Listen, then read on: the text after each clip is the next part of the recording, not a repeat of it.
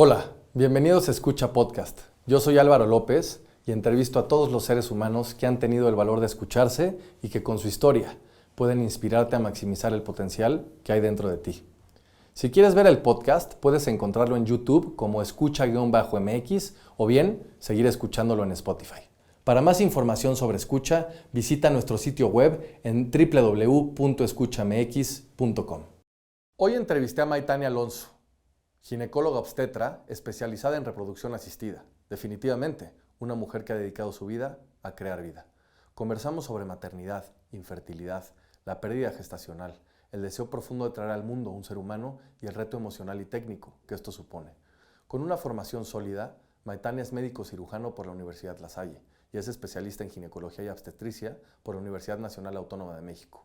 Maitane hoy dirige procesos complejos de reproducción y al mismo tiempo acompaña el corazón de quienes luchan por ser padres y madres.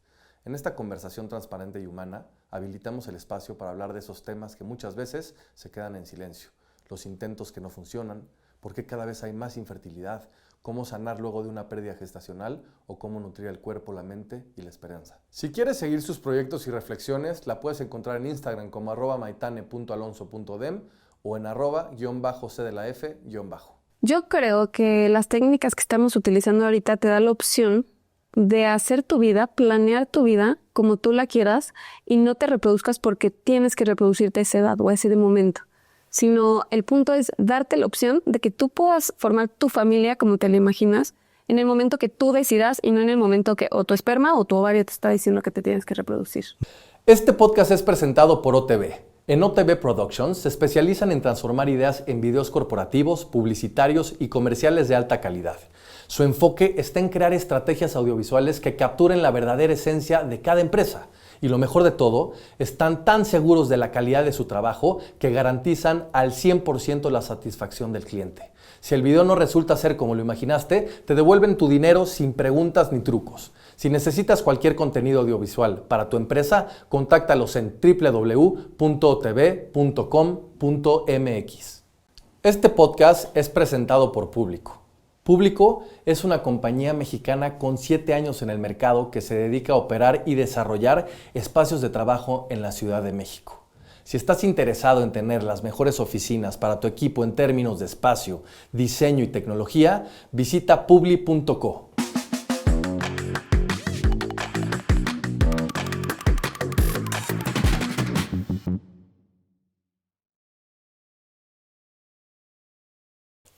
Mi querida May, bienvenida a Escucha Podcast. Gracias, es un placer estar acá. Gracias a ti. La verdad es que me encanta que estés aquí. Creo que te dedicas a una profesión muy específica que da muchas alegrías al mundo y que creo que esta conversación romperá varios tabús de gente que quiere informarse mucho más y de entender pues qué es justamente toda esta parte de la genética, de la reproducción asistida. Entonces, el tenerte aquí me encanta y gracias por aceptar la invitación, May. Hombre, gracias. O sea, las agendas siempre son complicadas, pero es bonito tratar de expresarle a la gente que hay que romper tabús y hay que empezar a abrirnos y platicar acerca de estos temas, porque no están solos. Muchas veces piensas que eres el único en este planeta que tienes infertilidad y pues la verdad es que no. Muchísima de la población está en ese mismo proceso que tú y no lo sabes. Sin duda. Pues para comenzar y para que la gente te empiece a conocer un poquito más, te quiero hacer 3 preguntas. Son 3 preguntas muy puntuales, pero que creo que nos pueden abrir el panorama para entender quién eres. La primera pregunta es entender quién es Maitane Alonso de Mendieta. En segundo lugar, quién es Maitane o May. Y en tercer lugar, quién es Tane. Ok. Maitane Alonso de Mendieta, bueno, yo soy ginecóloga, soy especialista en infertilidad y técnicas de reproducción asistida. Estudié medicina en La Salle, luego hice mi carrera de ginecología en el ABC y luego ya hice infertilidad en el Hospital Ángeles Lomas y luego en Barcelona. Maitane es amiga, mamá de Luciano y esposa de Pano, así se llama mi esposo. Y bueno, hija completamente apasionada Y Tane justamente es como me dicen mi familia, o sea, realmente mis primos, amigos muy cercanos, es como lo más apapachado, cariñoso que me pueden decir a mí. ¿Cuál es la diferencia de estas 3 personalidades o 3 personas en una de Maitane Alonso de Mendieta, que ya te había dicho que tienes nombre como de vino? Maitane o Mai y Tane. ¿Cómo conviven entre sí? Creo que todos somos facéticos y todos, no hay puntos blancos o negros en cada uno, sino todos somos escala de grises. Entonces creo que saber embonar un poquito lo que eres profesionalmente, personalmente y pues poderlo sincronizar sin enredarlo, creo que eso te ayuda mucho a llevarlo adelante. Hablemos entonces de tu origen. Tú naciste en una familia con una hermana mayor, tú eres la hermana chica, corrígeme si estoy mal, atascada y llena de primos y de primas. Unas convivencias muy intensas, unas convivencias muy cercanas. ¿Cómo se veía esta niña chiquita jugando con todos estos primos en esta dinámica familiar, por supuesto, con papá y mamá presentes? Claro, la verdad es que pasé una infancia increíble. La mayoría de mis primos son un par de años más grandes que yo, pero no crees que tanto, 2, 3, 4 años. Entonces era como la chiquita y me cuidaban muchísimo, pero eso no dejaba de ser que me influenciaban, ¿no? Entonces, literal, salía con ellos de fiesta, en etapas más chavita, jugábamos todo el tiempo, como que siempre me sentí incluida a pesar de que era de las más chiquitas. No era como de, ay, qué flojera, Maitane, hazlo a un lado, cero.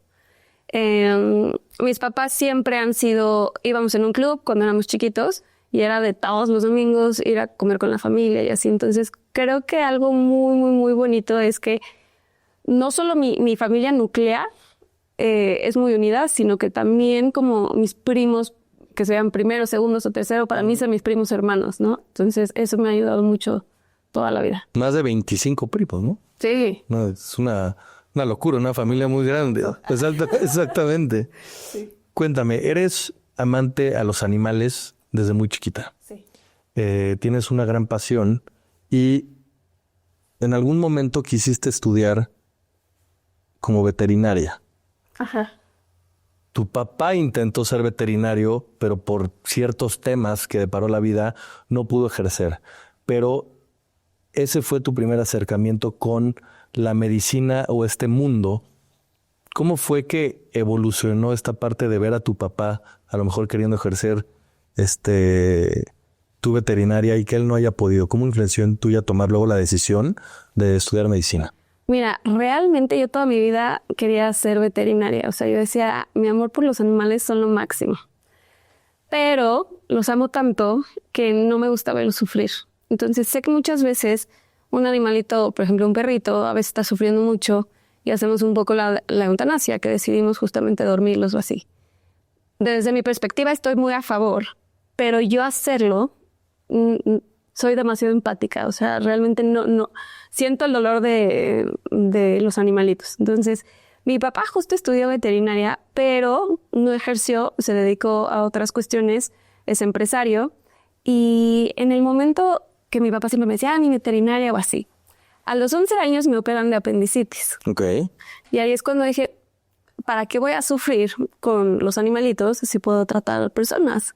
A ver, también obviamente siento el dolor de las personas, pero las personas me pueden decir qué es lo que sienten y los animalitos no. Entonces esa impotencia con los animalitos no podía. Entonces fue cuando decidí justamente estudiar medicina. Ok.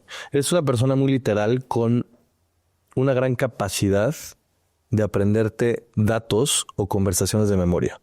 Corrígeme si estoy mal, pero cuando eras chiquita veías películas, te aprendías los diálogos y con un nivel de exigencia alto en tu casa, por parte de tu papá sobre todo, te empezaste a desarrollar y a entender que tenías una virtud o una ventaja en contra o a diferencia de los demás. ¿Cómo aprovechaste justamente no sé si llamarlo don o característica o sí, toque, para justamente almacenar tantos datos en tu cabeza? Pues no sé, o sea, realmente sí tengo muy buena memoria. O sea, me encanta aprenderme los diálogos de las películas. No entiendo por qué. Las canciones, todo me lo aprendo.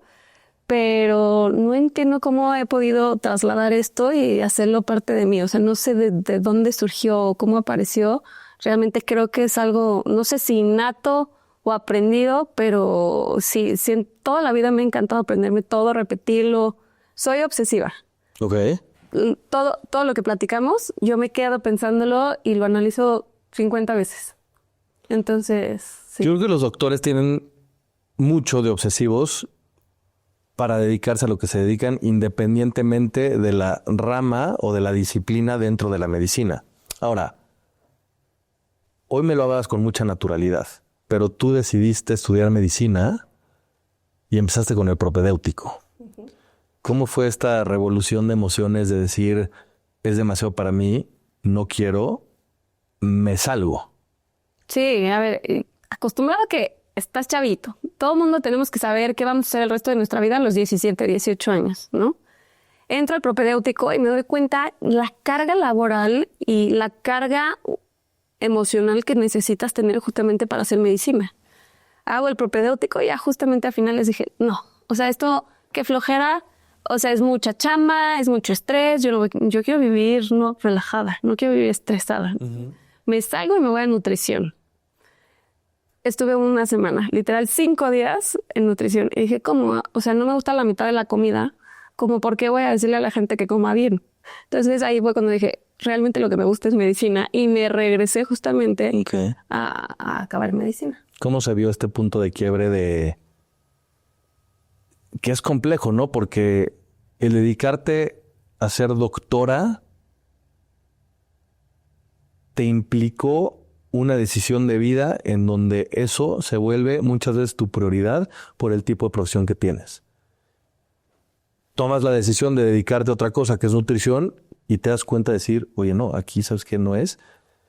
Y aunque ya sé cuál es mi costo de oportunidad, decido regresar. ¿Por qué decides regresar si también no querías a lo mejor eso?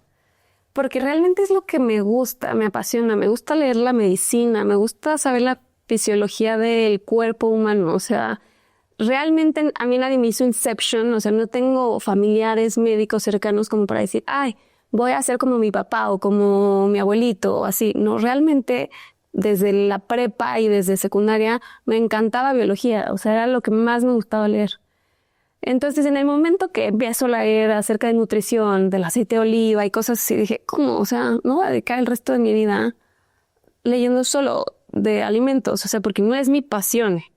Y es cuando dije, bueno, o sea, creo que puedo intentarlo, llevar una vida balanceada, que eso es súper mito, y los doctores, porque realmente te consume mucho y sacrificas muchas cosas. Es preciosa la medicina, pero sí parte de tu vida la tienes que dejar un poco al lado para poder terminar y hacer una buena medicina y ser un buen médico. ¿Cómo supiste que era tu pasión la medicina?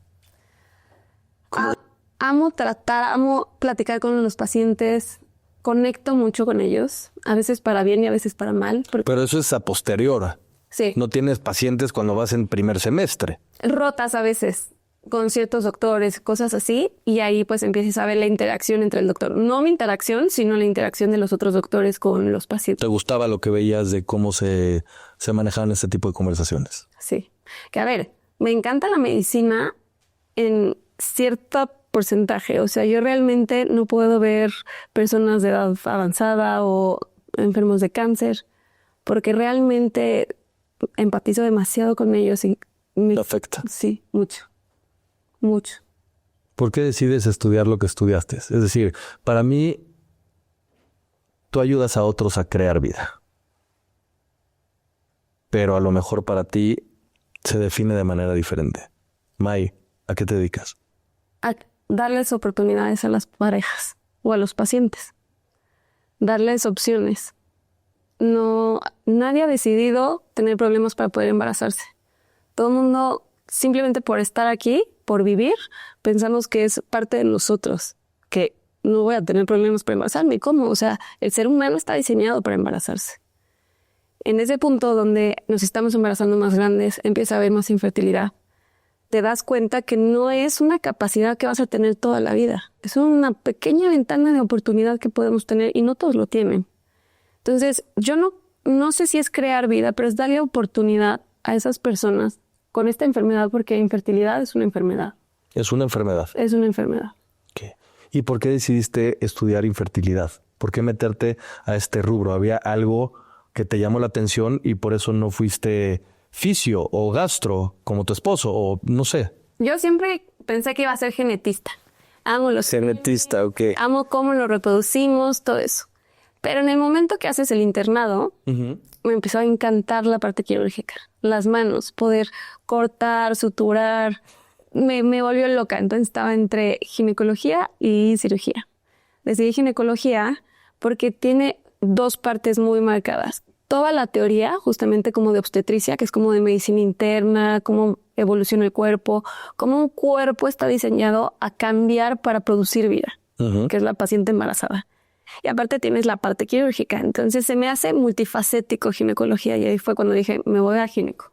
Está más divertido. Sí. En algo muy superficial, exacto, ¿no? Sí. Era más dinámica la chamba. Claro, no siempre vas a ver a la misma persona con apendicitis, que a ver, los cirujanos tienen 10,000 cosas. Claro. Sino aquí puedes ver tanto a la paciente joven que desea buscar embarazo, como la paciente ya embarazada, como la paciente más adulta. Entonces, se me hace más diversificado ginecología. Okay. Hablemos entonces y empecemos a romper tabús. Hablemos de la infertilidad. ¿Por qué en los últimos 15 años es un tema mucho más recurrente dentro de la sociedad en donde la gente no se está pudiendo embarazar? Digo la gente, hombre-mujer, o mujer-mujer con otro tipo de tratamientos, hombre-hombre, lo que sea, pero ¿hay más obstáculos o es una percepción por un tema de edad donde antes las mamás eran más chicas y hoy se están intentando embarazar más grandes? Creo que es como una dualidad, o sea, sí parte muy importante es que hay más incidencia, o sea, hay mayor infertilidad que antes, claro. Pero eso es real. Eso es real. ¿Por qué? Porque realmente nuestros papás abuelitos se embarazaban a los 23. Entonces, si tú tienes un problema de baja reserva, o sea, tienes pocos óvulos a los 30 años, pues los abuelitos no se dieron cuenta porque acabaron su familia a los 28, ya sabes. O sea, tuvo una menopausia temprana, pero pues ya tuvo sus 8 hijos, ¿no? Entonces, sí estamos siendo papás mucho más grandes. Las mujeres estamos empoderándonos, estamos estudiando y estamos siendo directoras de empresas, decidimos hacer maestrías, doctorados, viajar. No encuentras tu pareja, pues decides justamente posponer. Entonces, todo esto que hace, sí retrasar. Pero, ¿qué pasa? No solo estamos retrasando la edad, sino también estamos rompiendo el tabú. El que antes no platicabas con tu familia, no platicabas con tus amigos, si estabas embarazada el primer trimestre, si perdiste un bebé. Como que todo eso lo quedabas tú guardado. Si te ha costado embarazarte, como que estaba como mal visto ante la sociedad platicar de esto. Entonces, el poder tener el derecho a abrirte y platicar acerca de este tema, pues también obviamente lo empiezas a escuchar y lo empiezas a notar como mucho más cerca de ti, ¿no? Ahora, todo esto que dices me hace mucho sentido y la recomendación lógica entonces sería: señores, tengan hijos a una temprana edad, a los 23, para que la mujer sea más fértil, o si quieren, antes. Pero hoy vivimos en un mundo que creo que tiene mucho más estrés, que el dinamismo de las parejas son otras, que las personas tienen muchas responsabilidades y que hay más ruido de lo que había antes. ¿Qué opinas de esta óptica desde la parte de poder o no embarazarte? Yo creo que las técnicas que estamos utilizando ahorita te da la opción de hacer tu vida, planear tu vida como tú la quieras y no te reproduzcas porque tienes que reproducirte a esa edad o a ese momento, sino el punto es darte la opción de que tú puedas formar tu familia como te la imaginas en el momento que tú decidas y no en el momento que o tu esperma o tu ovario te está diciendo que te tienes que reproducir. Ok.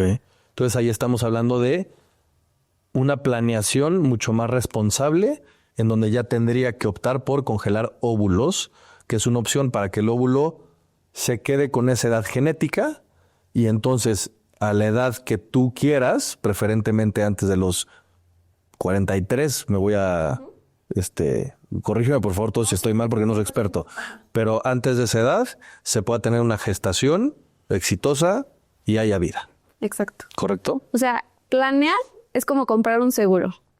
No quiere decir que a fuerza lo tengas que utilizar. Hay mujeres que pueden congelar óvulos y de repente no necesitan utilizarlos porque ya pasaron 6 años y de repente dijeron, ya voy a buscar a mi familia y se embarazan luego. No quiere decir que los tengas que utilizar. Pero ¿qué me pasa? Por la otra contraparte, las pacientes que no congelaron el óvulo y llegan 6 años después y ya no tienen esa reserva ovárica, ahí es cuando nos enfrentamos y nos damos de topes para tratar de embarazar a estos pacientes. Entonces, no quiere decir que a fuerza tengas que congelar óvulos. O sea, puedes tener un asesoramiento nada más de cómo estás, cómo está tu salud. Así como nos cuidamos si tienes resistencia a la insulina, si cómo está tu tiroides, si tu corazón. O sea, siempre decimos, no, sí, ya fui al cardiólogo, ya fui al uro, ya fui. Pero nadie te dice, ya fui al ginecólogo a ver cómo está mi reserva ovárica. O incluso los hombres, hay hombres que también pueden preservar su semen. O sea, la edad paterna avanzada se considera a partir de los 47 años. Ojo, producen espermatozoide mucho tiempo más, pueden ser papás más tiempo. Pero realmente, si vas a ser sometido a alguna cirugía, quimioterapia o algo, pues también el hombre puede congelar. ¿Cuál sería entonces la recomendación preventiva? Como ahorita decías, oye, pues voy a ver cómo están mis niveles de insulina y me hago una química sanguínea para ver que todo esté más o menos en orden. ¿Cuál sería como la recomendación? ¿A qué edad para que no agarre de sorpresa y no se dé de topes la gente decir, ¿por qué no me chequé mis ovarios antes o mi esperma si tenía buen conteo, buena movilidad, lo que sea? Las mujeres deberían pasar e ir al ginecólogo cada año. Cada año, así como vas a hacerte tu Papá Nicolau, te deberían hacer un ultrasonido y ver cómo está tu conteo de folículos, que son unas bolitas que se ven en los ovarios. Y contando eso, más o menos te das una idea de cómo está la reserva de cada mujer. Okay. Porque a partir de los 20 años, porque tengo pacientes de 25 años que ya tienen falla ovárica. O sea, no quiere decir que todas vayan a tener, y no quiero inculcar ese miedo para nada. O sea, la mayoría de la gente no va a tener problemas de reserva ovárica. Pero existe un pequeño porcentaje que sí puede tener. Y si detectas ese pequeño porcentaje que está en riesgo de tener falla ovárica temprana, puedes cambiarle la vida a esa persona. ¿Y estas fallas vienen, dentro de lo que has visto y tu experiencia, por una parte genética? Sí, principalmente sí hay un componente genético o heredofamiliar. O sea, mamás que tuvieron menopausias tempranas, pues generalmente las hijas van a tener un riesgo justamente de tener falla ovárica temprana. Pero hay veces que es idiopático. O sea, que una hermana la tiene si tiene una reserva espectacular y la otra tiene falla ovárica. Entonces ahí es cuando te das de topes de que te preguntan ¿por qué? Y ahí pues la verdad es no lo sé. Hablemos entonces ahora del in vitro. ¿Qué es el in vitro? ¿Por qué está tan de moda? ¿Y por qué hubo un boom en los últimos... ¿Cuál fue el primer caso in vitro? ¿No? Hace más de... 47 años. O sea, el primero. Louise Brown es la primera nacida viva. Ajá. Hubo varios casos antes, pero Louise Brown es la nacida viva. Estados Unidos, ¿correcto? No, en Inglaterra. Inglaterra. Esto fue un caso más o menos aislado, pero en los últimos 10 años en el mundo se han abierto más clínicas de in vitro que otras cosas. ¿Por qué? Porque realmente en los últimos 10 años ha avanzado mucho más la tecnología. Okay. Si tú me platicas, existen historias de terror de que se hicieron un in vitro hace 20 años y les pusieron 5 embriones y tuvieron 4 bebés o 5 bebés. ¿Por qué se ponían tantos embriones? Porque era muy baja la probabilidad de que funcionara el in vitro. ¿Cuál era la probabilidad? 25%. Ok. Y ahorita en los últimos 10 años con la tecnología, los estudios genéticos, los medios de cultivo, cómo observamos la evolución embrionaria, podemos llegar hasta ofrecer hasta un 75%. Y probablemente en 5 o 10 años podamos ofrecer mucho más. O sea, hay que evolucionar. Y eso es lo que ha pasado con el in vitro. Ha evolucionado en los últimos 10 años. O sea, llevamos haciendo in vitros, buscando esta tasa de fertilidad desde hace 50 años, pero en los últimos 10 años ha cambiado completamente. ¿Por qué hoy no estamos en un 90% y seguimos en un 75%? ¿Qué hace falta? ¿Son máquinas? ¿Son estudios? ¿Son...? Hay una cuestión biomolecular y epigenética que todavía no podemos controlar entre la comunicación del embrión y el útero, que es cuando transferimos. Okay. Cuando ponemos un embrión ya formado, o incluso que tenga un estudio genético antes de ponerlo, saber que está sano cromosómicamente, Al ponerlo en el útero, no podemos controlar ese momento. Es una ventana de implantación que día ahorita no podemos controlarlo. Entonces, por eso es ese porcentaje o esa probabilidad que tenemos. Probablemente en algún punto. ¿Es una falla humana ese porcentaje? Es un desconocimiento, es un hueco ahorita en nuestro conocimiento que no hemos podido detectar. Es como una caja negra. Que pues tú puedes tener el mejor endometrio precioso, todo divino, el mejor embrión y ponerlo y que no pegue, claro. ¿Por qué? Ahí es cuando tampoco estás en una caja negra donde puedes decir, es que no sé, la comunicación entre ese embrioncito y ese endometrio, algo no se dio y detuvo su crecimiento. No implantó o implantó y después decidió no seguir creciendo. Todo eso, ahorita estamos muy limitados. Probablemente en un tiempo lo podamos descubrir. ¿Cómo es el proceso para las personas que no lo saben de un día cero en la primera clínica a quedar embarazada y embarazado? Lo primero es sentarte con la pareja o incluso una paciente que no tiene pareja y que desea ser mamá o papá. Te sientas y le haces una historia clínica completa. Si vienen en pareja, haces 2 historias clínicas, porque son 2 ecuaciones completamente diferentes. Los hábitos, las enfermedades, los antecedentes, tienes que revisarlo completamente. Y luego los estudias ambos. ¿Por qué? Porque más del 35% de las veces puede ser una infertilidad de origen mixto. O sea que no solo hay un factor por el cual no se están embarazando, sino hay más factores. Okay. Entonces, para optimizar y para saber qué es lo que está pasando, necesitas tener todo el abanico y todas las posibilidades. Por eso tenemos que hacer un abordaje diagnóstico de todo. De la mujer, cómo está la tiroides, cómo está su páncreas, si hay resistencia a la insulina o no, cómo está toda la cuestión endocrinológica, la reserva ovárica, cómo está su útero. Y en el hombre, pues tienes que estudiar primero cómo está el semen. Dependiendo si el semen está mal, si tiene baja movilidad o mala forma o poca concentración, entonces ahí es cuando empiezas un poquito de estudios más a profundidad. Ya teniendo todo este panorama, yo siempre les digo, el día que tú llegas y te sientas a una consulta de fertilidad, ese día tienes que recibir atención. Muchas veces antes se decía, bueno, si tienes menos de 35 años, tienes que intentarlo más de un año y cuando no pegue, entonces regresas. Porque ese es muy sonado el caso, ¿no? Sí. Y perdón que te interrumpa ahorita, es como, no, tú intenta tener un año. Si no pega, ya vienes a ver qué pasa. Exacto. Porque así está la definición. Infertilidad en menores de 35 años es que haya pasado más de un año que no se hayan podido embarazar. O mayores de 35 años, la edad de la mujer, 6 meses. ¿Y esto por qué? Porque la tasa de fertilidad del ser humano, si todo está perfecto, que todo se haya alineado, que hayan tenido relaciones en el momento adecuado, que el óvulo esté perfecto, el esperma esté perfecto, es máximo de un 20% de probabilidad por cada mes. O sea, no es tan fácil embarazarte. No, realmente no somos la raza, por así decirlo, más fértil que hay. O sea, la gente que se comió la torta, como dicen, es del shot ahí de... Sí, generalmente los que se comen la torta son más jóvenes. Sí, tienes más probabilidad. Tienes mayor probabilidad. ¿Pero cuál sería el porcentaje? 20. A los 40 te va bajando a los 12, 10%. No quiere decir que todo el mundo tenga ese porcentaje, pero es más o menos un juego de probabilidad. Ok. Entonces, por eso te decían, bueno, intenta 6 meses o intenta un año y después llegas. Yo digo, no. En el momento que una pareja llega y se sienta contigo, en ese momento tienes que estudiar todo. No te tienes que esperar a que pierdan su tiempo. Ellos quieren ser papás en ese momento. Entonces, ahí es cuando hacemos todo el abordaje diagnóstico y siempre les digo, ok, tú tienes infertilidad. Infertilidad no quiere decir que no puedas ser papá, que nunca te vas a poder embarazar, que no puedas ser mamá o papá.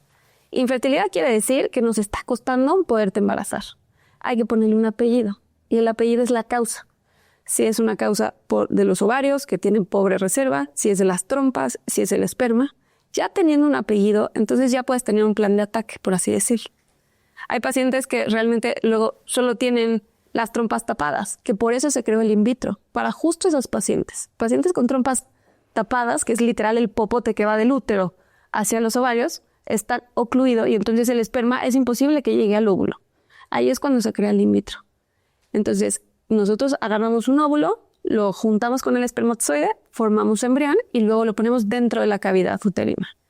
Ahí es donde te brincas justamente esa causa que tiene esa paciente. Okay. Y así es como podemos ir cambiando y dando opciones de cada tratamiento dependiendo cuáles son las causas por las cuales no se han podido embarazar.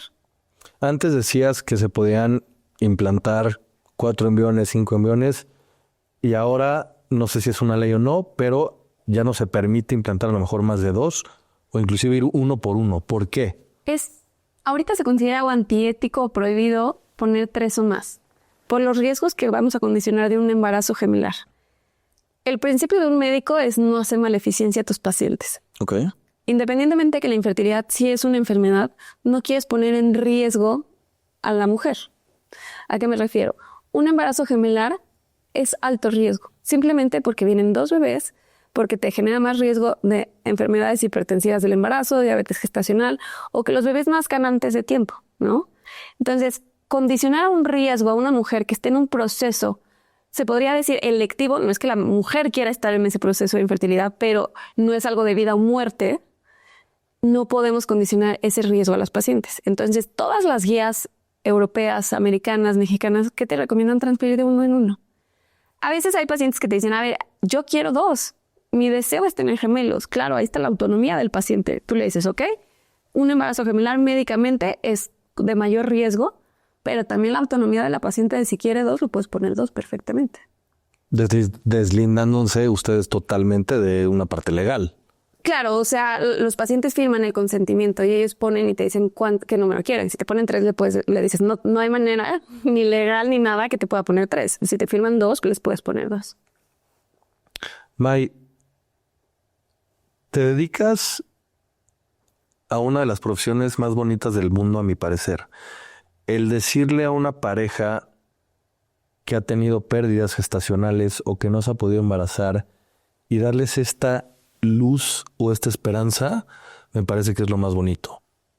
Tú me lo dijiste a mí y a Pau en un momento en donde luego no salió como esperábamos, pero nos diste esa esperanza y esa luz.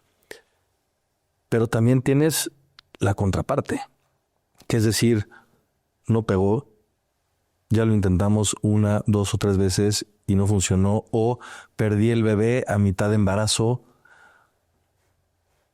Y te describías como una persona que conecta mucho y muy emocional. ¿Cómo te proteges como persona para dar estas buenas noticias, pero también para enfrentar este proceso con tus pacientes de primera mano y que no te afecte a ti? Porque este es tu día a día. Sí me afecta. Me encantaría decirte que tengo una barrera o una protección que no me afecte. No sé por qué hasta ahorita, todo lo que llevo de carrera, veo una prueba negativa o veo una pérdida y 100% conecto con la paciente. Me encantaría tener el 100%. Sin embargo, no hay 100% en esta vida. Me encantaría que todas se embarazaran. No es que yo decida, o sea, ay, ojalá que se embarace ella o ella o ella. O sea, realmente darles la oportunidad de dar una prueba positiva me llena de alegría. O sea, me ilumina el día. Pero también se me nubla 100% si tengo que dar pruebas negativas. Y sí pasa. O sea, un 25% llega a pasar. Hay veces que no tengo embriones. Hay veces que los embriones están anormales. O sea, no solo es una prueba negativa. También tienes otras pérdidas gestacionales. Bebés que ya estaban en la pancita de mamá, están creciendo y de repente deja de latir el corazón. Por más que yo quiera que no me afecte, sería irreal o sería una mentira decir que no me afecta. Me afecta mucho porque aparte yo tengo infertilidad. Entonces esto me hace ser más empática con los pacientes. No decidí estudiar reproducción por mi infertilidad. Por cuestiones de la vida tuve infertilidad después de mi primer hijo. Y esto que me ha hecho que cada vez que no pegan una prueba de embarazo, yo también estuve en esa posición.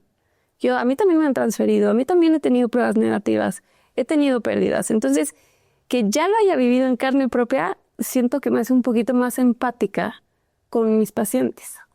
¿Cómo ayudas o entonces cómo la gente se puede sentir asistida para que no pase por esto? Y vamos a poner mi ejemplo. Yo con Pau tenemos un hijo de 4 años en perfecto estado, la luz de nuestros ojos, pero hemos tenido 4 pérdidas. El bebé se ha ido desarrollando y por una o por otra, con in vitro y también de manera natural, hemos tenido estas pérdidas. Nos enteramos tarde y las estadísticas decían que Alonso no debió haber nacido por la situación que tenemos nosotros como pareja. ¿Cómo puedo anticipar a no tener yo hoy 40 años y que lo haya podido hacer antes? Es que realmente no tenemos una bolita mágica que pudiéramos decir esta pareja va a tener infertilidad o esta no.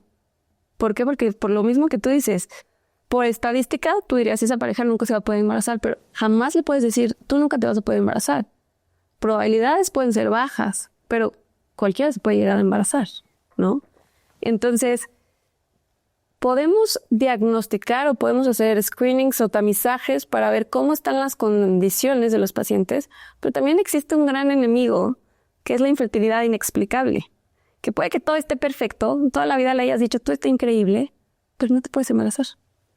¿Y ahí qué haces? Entonces, no hay lamentablemente hoy en día, siglo XXI, a fecha de hoy, que tengamos algo para poder diagnosticar o valorar justamente si esa pareja va a tener problemas o no va a tener problemas hasta que no estamos en esa posición.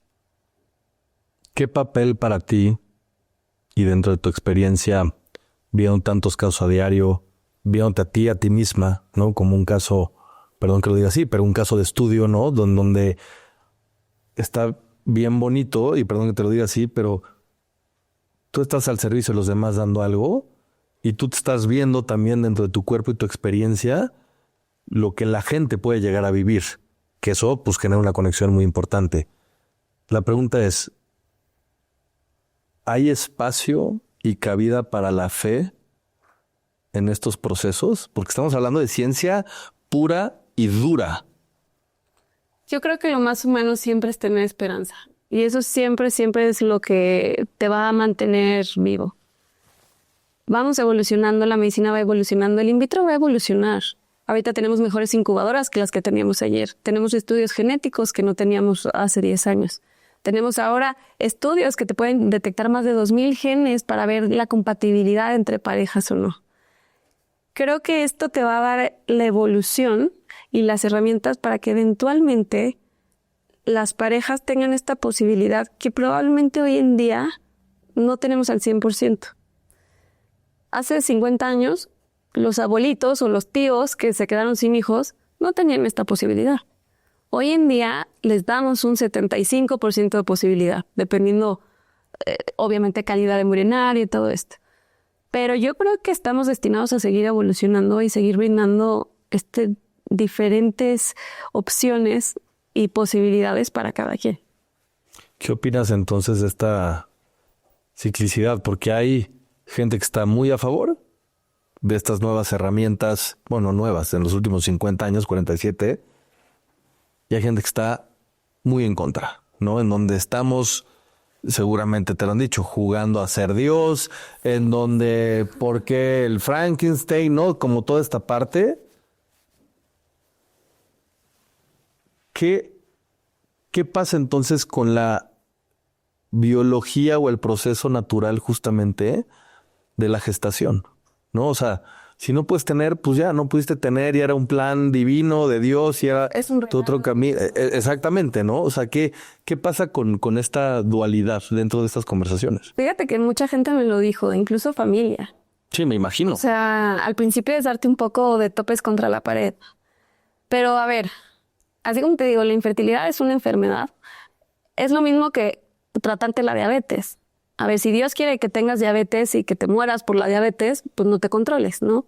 Es lo mismo que pasa con la infertilidad. Si yo me pongo en esa posición, pues bueno, Dios no quiso que tuvieras hijos, pues bueno, ni modo. Entonces, si está teniendo tratamientos para otras enfermedades, porque la cuestión divina te dijo o te hizo que tuvieras esa enfermedad, ¿por qué no podemos tratar la infertilidad? Realmente yo no me considero un Dios, cero. Estamos muy lejos de hacerlo. Y por lo mismo que te digo, tenemos una cajita negra que no podemos controlar todas las variantes. Yo sí creo que existe algo divino, llámese un Dios, el sol, la montaña, el aire, la energía, las vibras, lo que quieras, que nos ayuda justamente a que haya esa conexión embrión-endometrio o útero para que haya este desarrollo embrionario.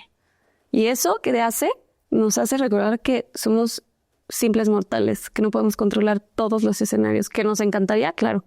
No sé si algún día lo podamos hacer, pero yo sí considero que tanto la esperanza como la fe, como la vibra o estas cuestiones sí te pueden ayudar mucho a tener un embarazo a pesar de que tengas un perfecto tratamiento in vitro. ¿Cómo podemos entonces, y otra vez me regreso a la parte como preventiva, prevenir esta infertilidad? Sé que hay muchas cosas genéticas y epigenéticas que no podemos controlar y no las podemos saber, pero ¿qué ayuda a que pueda yo tener un mejor embarazo cuando estoy intentando tener un bebé? 100% estilo de vida te va a ayudar. O sea, ¿qué entiendo por estilo de vida? ejercicio, comer bien, tener conductas saludables, no drogas, ya sabes, o sea, tomar alcohol si puedes tomar alcohol, simplemente no un abuso de alcohol. Realmente todos estos cambios que ayuda a tener un mejor cuerpo y un cuerpo más saludable, tanto hombre como mujer, porque el hombre piensa que solo pone el esperma, pero el espermatozoide también es todo un tema. Necesita 3 meses justamente para desarrollar el espermatozoide que se eyacula hoy. Entonces, si tú tuviste pésimos hábitos durante los últimos 3 meses, te prometo que ese espermatozoide va a estar fatal. O sea, si yo quiero tener un espermatozoide estrella hoy, tendría que cuidarme los próximos 3 meses y ser un soldado para que ese esperma esté en óptimas condiciones. Sí y no, porque también siempre les digo, no caigas en obsesión. No, claro, pero También no te van a ayudar, claro, ¿no? Pero eso es en el varón. Ojo, las mujeres nacemos con todos los óvulos que vamos a tener el resto de nuestra vida. Entonces, eso es muy fuerte. sí, porque han estado conmigo toda mi vida. Desde que yo estaba en la panza de mi mamá, tengo mis óvulos que voy a tener el resto. Entonces, ¿qué pasa? Pues estos óvulos van a estar conmigo desde que nazco, cómo como, qué hábitos tengo, la contaminación, simple envejecimiento. Obviamente eso es lo que va cambiando, bajando la reserva y bajando la calidad ovocitaria, ¿no? Entonces, no es que una mujer diga, hoy estoy lista para cuidarme como los hombres 3 meses y entonces ya voy a buscar un embarazo. Obviamente les decimos que 3 meses antes hay que revisar todo, hay que suplementarlas, hay que hacerles estudios para ver que estén en las mejores condiciones. Pero realmente si quieres cuidar tu fertilidad, es cuidarte a ti toda tu vida. May, la profesión del doctor se me hace muy similar a la profesión de la actriz, a la profesión del cantante, a la profesión la cual sea que tienes que tratar con personas todos los días, pero que a lo mejor muchas veces tú no estás en tu mejor momento. Pasan cosas en las cuales nos pueden desbalancear anímicamente muy, muy fuerte, pero tú tienes que dar la mejor cara. ¿De dónde tomas fuerzas o dónde agarras fuerzas para pues ponerte en personaje a lo mejor o pues, entrar a la obra de teatro y decir, aquí estoy, soy doctora, tengo este paciente y tengo que jugarla de oído, aunque a lo mejor por adentro estoy deshecha? Y a veces he pasado por lo mismo que mis pacientes. Siempre me repito cuando estoy fatal y tengo que entrar a una revisión o una plática con los pacientes, como show must go on. No importa cómo me sienta, realmente tengo que ser esa parte fuerte, esa parte que le da esperanza, esa parte que le da soporte a ese paciente, sea una pareja o sea una paciente. Si tú llegas y les muestras esa esperanza, esa conexión, ese impulso, el paciente te lo va a agradecer y no se va a rendir. Si tú entras a consulta ya rendido, ese paciente se va a perder y ese paciente no va a conseguir lo que está buscando, que es formar una familia.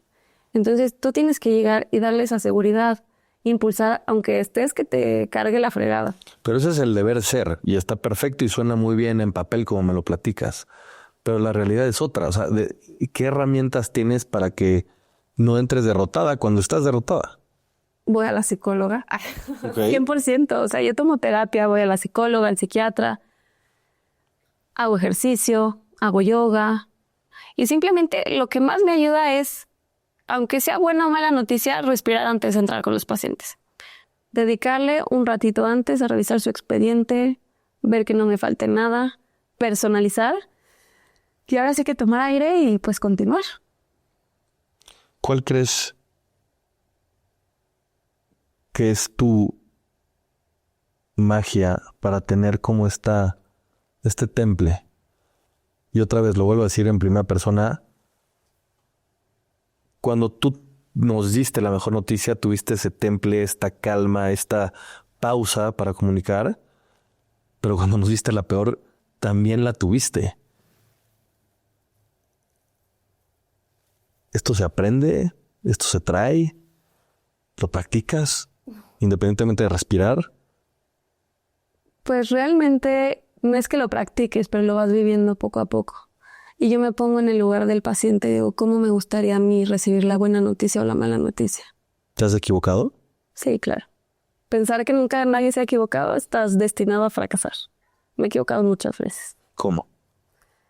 Dando noticias precipitadas, de repente te confundes, de repente dices cosas en la consulta que no deberías de decir. Puedes llegar a lastimar gente. Siendo muy objetivo, siendo un médico, a veces te pueden lastimar los doctores diciéndote las cosas. Entonces, lo que he aprendido es justamente, aunque sea una mala noticia, la forma en la que lo dices, el paciente lo va a agradecer, aunque sea la peor noticia de su vida. No es lo mismo que yo llegue y te dé la peor noticia así, directo, ahí como va, a que me siente contigo, vea cómo estás, te pregunte cómo estás y te platique qué está pasando. No mintiendo, diciéndote la verdad, Sí. pero de una manera completamente diferente. Eso es lo que creo que me ha ayudado a mí tener esa conexión con mis pacientes, aunque me duela, pero tengo que ayudarlos a sobrepasar este momento. May, en C de la F tienen un increíble equipo de trabajo, tienes a un gran socio. ¿Cuál es tu papel allá adentro? Porque ahorita estamos hablando hacia afuera, ¿no? Hacia el paciente, pero hacia adentro, ¿cuál es tu papel y cómo manejas este tema de liderazgo para todas las personas que tienes a cargo y que esta visión y este propósito de cómo tratar al paciente, cómo hacerlo sentir, cómo acompañarlos en el proceso, se sienta desde el policía antes de entrar a la clínica? Claro. Realmente la tirada justamente de la F no es apostar a número de pacientes. Queremos personalizar, queremos una experiencia. Nos encantaría que todos los pacientes salieran de CDLA-F con carriolas. O sea, ¿qué más? Sería el mejor deseo si se cumpliera. Pero no siempre pasa. Entonces nos enfocamos muchísimo en la experiencia. Sabemos que es un proceso difícil. Nadie decide querer estar en una clínica de fertilidad. Nadie quiere ir a una clínica de fertilidad. Entonces lo que hacemos es trasladar al paciente para que no se sienta que esté enfermo, que no se sienta que va a tomarse estudios, que no se sienta con todas las hormonas que traen, todas las emociones que traen. Entonces, la experiencia para nosotros es básica. Tanto enfermería como recepción, administración, el área médica, es lo que estamos trabajando justamente. ¿Hay una capacitación para esto? Sí, pero realmente lo que hacemos es una vez a la semana nos juntamos como equipo y vemos qué cosas podemos mejorar y qué no. También nos damos cuenta mucho del trato con el paciente. Una persona que esté ahí, que no la trata bien, que no es empática, es una persona que no queremos trabajar ahí. Okay. Y nos ha pasado. Y claro que ha pasado. Entonces, yo como parte de CDLA-F, Enrique es el director general, yo soy la directora médica, como que tratamos justamente de embonar todo esto. Que sean médicos de calidad, perfectamente bien preparados, pero que sean médicos humanos. De nada me sirve una eminencia que trate fatal al paciente. De nada me sirve tener 70 in vitros al mes. Sí, va a ser un número más. Nosotros tenemos nuestros in vitros, si te fijas, al día siguiente de la aspiración y que empezamos a juntar el óvulo con el esperma, no es que te digamos, te avisamos en 5 días a ver cuántos embriones tenemos, que pasa en la mayoría de las clínicas. Aquí al día siguiente te marca la embrióloga, la directora de embriología, y te dice cuántos fecundaron, cómo los ve y qué pronóstico te da. Y a los 2 días te vuelve a marcar. Y cuando toma las biopsias te vuelve a marcar. Entonces, todo esto, a pesar de que es un proceso de incertidumbre y no sabes si vas a acabar embarazado, si vas a tener embriones o no, por lo menos te da un poco de paz de saber en qué parte del proceso estás. ¿Cómo es entonces este proceso de reclutamiento? Porque dices, puedo tener la eminencia, ¿no? A la persona especialista en lo que estamos buscando ahorita en CDLA-F, pero no conecta con esta otra parte. ¿Cuál es el proceso para que ustedes se den cuenta? Porque muchas veces no lo podemos ver en una primera entrevista, segunda o tercera. Es cuando ya está operando. Generalmente los médicos trabajamos antes con ellos. O sea, los conocemos, fueron mis residentes, vi cómo trabajaban, cómo trataban al paciente, porque así como ponemos de que sean súper buenos en medicina y todo, también ponemos la calidad humana. Te digo, no me importa, uno no va sobre el otro, tenemos que ser iguales. ¿Qué nos pasa? Nos ha pasado más con recepción o con enfermería, que como tú dices, o sea, haces una entrevista, piensas que todo perfecto, que conectas, que va a atender perfecto al paciente y de repente, pum, te empiezas a dar topes y no. Obviamente tienes que checar si todo, qué fue el entorno, qué fue lo que pasó o así, pero realmente ese tipo de personalidades que no trata, no le da esta calidez humana a los pacientes, es alguien que no deseamos justamente tener en nuestro equipo. Esta inteligencia situacional y preventiva de la que hablas es muy interesante para errar lo menos posible en un equipo de trabajo. Pero regresando un poco a los pacientes también, hay pacientes que van a ser abiertos a lo que les vas a decir, pero hay pacientes que pueden perder la cabeza y ser irrespetuosos, insultar, y a lo mejor por una historia y por una frustración, no necesariamente contra el doctor, pero para mí es más fácil decir que el doctor hizo o no hizo. ¿Cómo manejan esa situación? Porque es una parte también bien injusta de su chamba que no les toca, pero que reciben muchas veces. Claro, o sea, realmente muchas veces se entiende porque el paciente está enojado, porque el resultado final no era el que uno quería. Ni para ellos ni para nosotros. Nosotros sí queríamos embarazarlos, ¿no? Y muchas veces sí nos han gritado, nos han dicho groserías, nos han contestado. Y nosotros lo que hacemos es, con todo el gusto del mundo, te puedo entregar tu expediente, puedes decidir buscar una segunda opinión. O sea, no caer y envolverte con eso, porque no te está hablando el paciente, porque tú ya el paciente lo conociste en otro momento o otra faceta, en otro momento de su vida.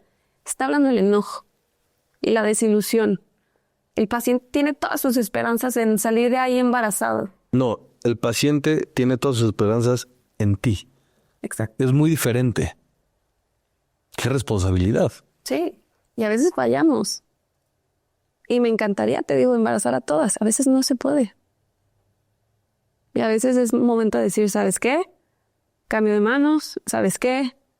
Estoy limitada, vete a otro país, quédate acá, haz esto, haz el otro, nos faltó esto, nos faltó el otro. Creo que eso es importante. César de la Parra, el chef del 11,000, que vino hace algunos meses, decía, hay que saberse levantar de la mesa o retirarse de la mesa.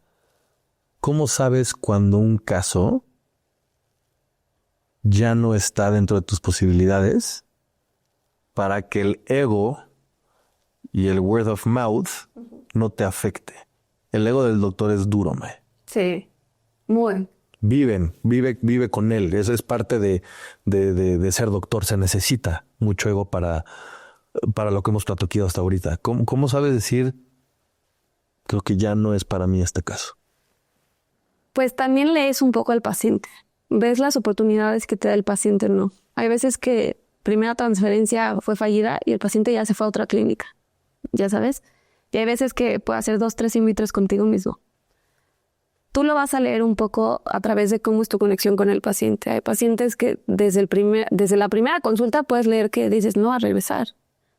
Entonces, sí, el ego del médico es grande y hay que aceptarlo y hay que saberlo poner justamente a veces en una cajita y guardadita y saber que somos humanos y que a veces estamos limitados.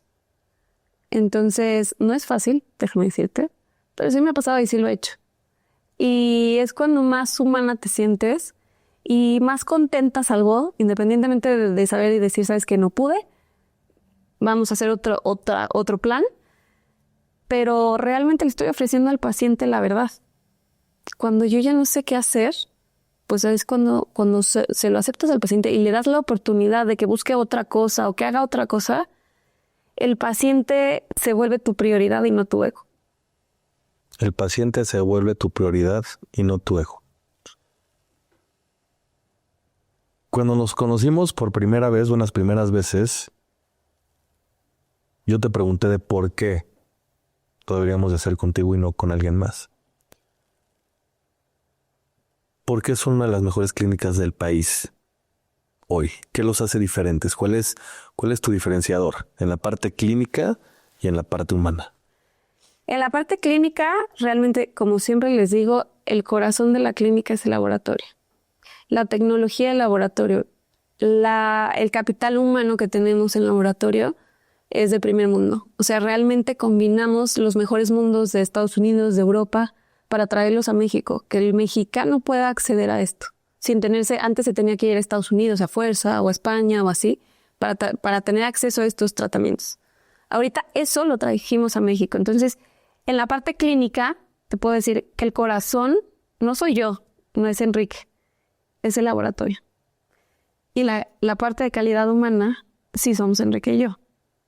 Y las otras doctoras que están, Jenny, Caro, Ale, o sea, eso creo que es lo que nos diferencia de otras clínicas. En muchas clínicas buscan número, buscan embarazos, o sea, pero paquillero.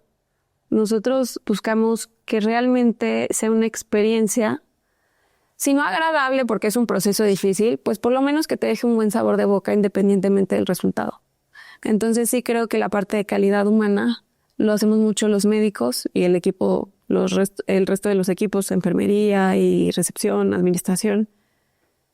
Pero yo creo que esas son las dos cosas que nos diferencian. Personalizamos todo. Tu consulta no dura 15 minutos. Si te fijaste, tu consulta dura lo que tiene que durar. Sí, sin duda. Yo no me paro de la silla, no corro al paciente hasta que no le pregunto 10 veces si tiene más dudas, si puedo ayudar en algo. Hasta ese momento me voy a quedar con el paciente sentado. Independientemente que tenga 10 pacientes esperando, porque el paciente que importa es el que está en ese momento contigo. No importa todo lo que está fuera del consultorio. Y entonces, ¿por qué somos tan malichistas y seguimos buscando ir a Estados Unidos? Porque ahí es donde está la mejor tecnología. O sea, ¿hoy es diferente? Hoy tenemos la mejor tecnología. Tenemos la tecnología que tiene España y tenemos la tecnología que tiene Estados Unidos. La misma la tenemos en nuestro país. Es más fácil o, bueno, pues sí, somos malinchistas y a veces pensamos que nuestro país no tiene la capacidad, pero sí existe la capacidad y las ganas de hacer cosas buenas para nuestro país y nuestra población. A veces te da más paz decir, bueno, fui a primer mundo a que me hicieran esto. Pero realmente ya está en México. Si tú decides irte es porque tú quieres. Pero esa tecnología ya está aquí. Porque en términos de costos es similar, ¿no? O sea, está... Depende, obviamente, cada clínica lleva... Y cada proceso también, que no es medio injusta la afirmación. Pero... Claro, o sea, hay técnicas de baja complejidad que son mucho más económicas y técnicas de alta complejidad que es el in vitro. Efectivamente, depende mucho de cada clínica, va a ser un poco el costo. Pero obviamente nosotros apostamos a tener la mejor tecnología, los mejores materiales, mejores pipetas, mejores medios de cultivo, todo. Entonces, que esto te encarece un poco. Sí, podrías decir que somos un poco parecidos a Estados Unidos, pero a pesar de que son parecidos, los medicamentos son todavía más caros en Estados Unidos.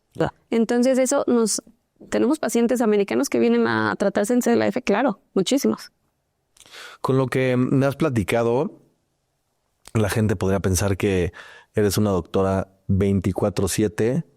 Ahorita antes de entrar a grabar, estabas en llamadas todavía recetando a personas, pero también eres mamá.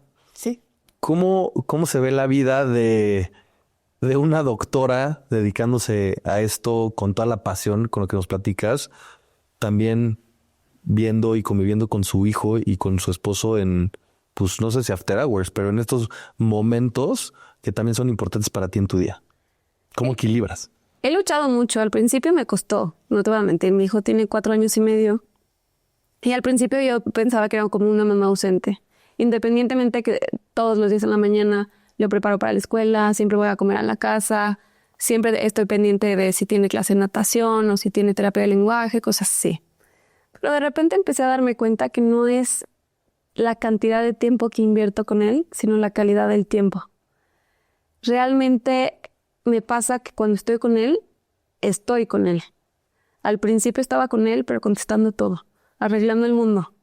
Y luego dije, mi mundo es él y mi mundo es mi esposo. Entonces, en ese momento dije, el tiempo de calidad que tenga con ellos los voy a disfrutar al 100%. Mi esposo es cirujano, entonces también tiene poco tiempo. O sea, hay veces que me deja plantada 8 de cada 10, ¿no? Pero yo creo que este poquito tiempo me da lo suficiente para seguir trabajando y siendo feliz en las dos esferas de mi vida, que es mi vida profesional y mi vida familiar. ¿Cómo manejas la culpa o cómo manejaste la culpa en esos momentos donde pues estás aprendiendo también, ¿no? O sea, nadie nos enseña a ser papá o mamá. Nadie. Y nadie nos enseña a ser papá y mamá en los de trabajo aparte, ¿no? Pues sí, un poco de terapia, tengo que aceptarlo. No es nada malo decir que voy al psicólogo y al psiquiatra. Creo que ha sido de mis mejores herramientas que me han ayudado mucho a sobrellevar todo. Te brindan herramientas que justamente las puedo hacer en mi casa, ¿no? Yo antes, te digo, estoy tan obsesionada, te digo, soy una persona obsesionada con el tiempo. Decía, necesito pasar más tiempo. Cancelo consultas, cierro estos jueves en la tarde, hago esto. Y de repente estaba enojada. Decía, ¿cómo se me están yendo muchos pacientes porque pues, estoy acá? Estoy con mi hijo y estoy enojada. O sea, ahí fue cuando dije, ¿qué onda? O sea, si puede estar un tiempo y un tiempo, me va a cambiar mucho mi perspectiva, me va a cambiar mi humor y mamá contenta, bebé contento. Entonces, sí me ha costado, pero tengo el apoyo de mi familia, de mis papás, de mi esposo. Y Luciano, mi hijo, ya está muy adaptado. O sea, los hijos también tienen que formarse un poco a la forma de los papás, no los papás a la forma de los hijos. Creo que es la mejor forma que nosotros podemos educarlos y hacer una crianza respetuosa y que ellos sean felices. Entonces, ahí es como lo que he tratado de trabajar. ¿Qué tan resuelta hoy estás en este tema? Siempre creo que puedes evolucionar y crecer. Sin duda. Siempre, siempre. Creo que hay momentos para todo. Mi momento ahorita es mitad y mitad. Mitad trabajo, mitad mi hijo. Supongo que cuando él crezca, vaya a primaria, esté en el after school y todo esto, probablemente pueda extender un poco más mi tiempo en mi área profesional. Pero ahorita es mitad y mitad. Ahorita hablas de la familia. ¿Qué papel entonces ha jugado la familia en esta contención o en esta red de apoyo para que tú te puedas desenvolver como lo has planeado? Toda. Si no tuviera Toda. Todo. O sea, si no tuviera el apoyo de mis papás, de mi hermana, de mi esposo, hasta el apoyo indirecto que me da Luciano con su cariño, creo que estaría muy desbalanceada. Hay gente muy workaholic que se vale. Si eso te hace feliz, se vale ser la persona más trabajadora del mundo. Pero a mí mi felicidad no quiero ser la ginecóloga más ocupada de México. Cero.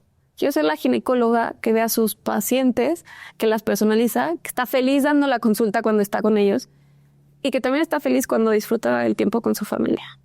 No quiero ser la más taquillera. Te juro, cero es lo que necesito o lo que yo quiero. May, hemos hablado de muchas decisiones que has tenido que tomar para llegar a estar donde estás. Y dentro de este camino en la vida nos vamos dando cuenta para qué somos buenos, para qué no somos tan buenos, para qué destacamos, ¿no? Como tu gran memoria en los diálogos de la televisión y aprenderte estos datos. ¿Cuál crees que es tu superpoder? ¿Y cómo crees que este superpoder que tú tienes impacta al mundo que te rodea? Ay, jole.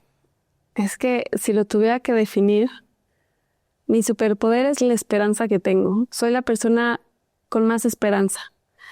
Independientemente que estoy en el peor de los casos, escenarios con una pareja enfrente, tengo la esperanza de que lo consigamos. O sea, y eso lo transmito. Aunque sé que la probabilidad es baja, pero creo que nada es imposible. Entonces creo que eso es una de mis ventajas y desventajas, porque a veces te llevas desilusiones, pero creo que eso es lo que me impulsa justamente. ¿Qué tiene que ver esta esperanza con el símbolo del infinito y el moñito del infinito que tienes tatuado para ti? El moño que tengo, realmente pocas personas se lo cuento. En un momento de mi vida donde todo estaba muy oscuro, me empecé a entender que la vida está lleno de nudos. Nudos son todos los problemas que te pasan. Problemas en la familia, muertes, enfermedades, todas estas cuestiones. Y empecé a agradecer a la vida por estar viva, que es lo único que te da la posibilidad de todo. Entonces, un moño es un nudo. pero es bonito. Es un nudo bonito. Entonces me recuerda justamente que el estar vivo es lo que importa y todo se puede solucionar mientras estés vivo. Entonces, por eso me topo en Muñe. Qué bonito.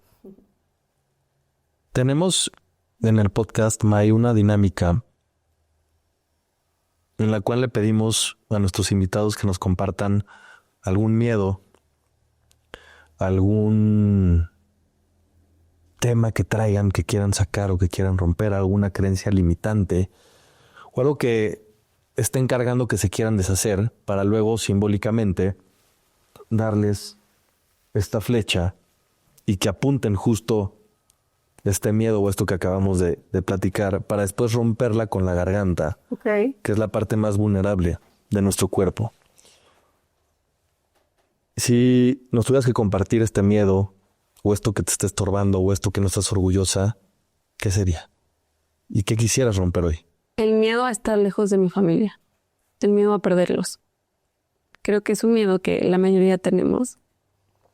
Pero es un miedo real. Entonces, para mí, todo es mi familia. Entonces, ese miedo de perderlos creo que es mi mayor limitante. ¿Puedes apuntar? 100%. Puede ser una palabra o puede ser una oración o puede ser un moño, lo que tú quieras, como quieras simbolizar la flecha, porque es muy importante. Venga, vamos entonces. 1, 2, 3.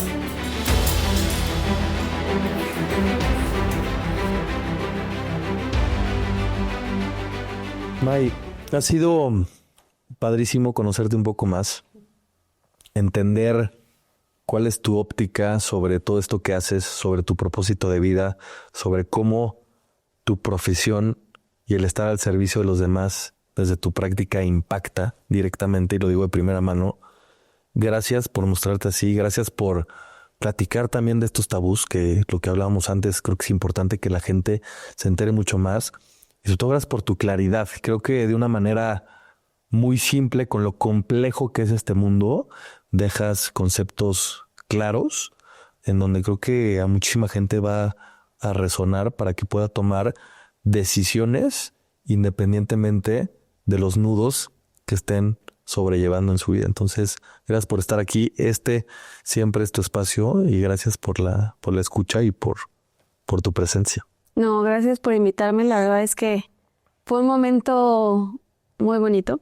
Ya nos habíamos conocido en otros aspectos y me encanta poder abrirme y platicar acerca de lo que hago, acerca de mí y darles la oportunidad a la gente que no tenga miedo de acercarse y preguntar. No quiere decir que tengas que salir con un tratamiento de una consulta. Simplemente lo que quiero que salga de la consulta es con opciones y ya tú decides cuál tomar. Sin duda. May, muchas gracias. A ti.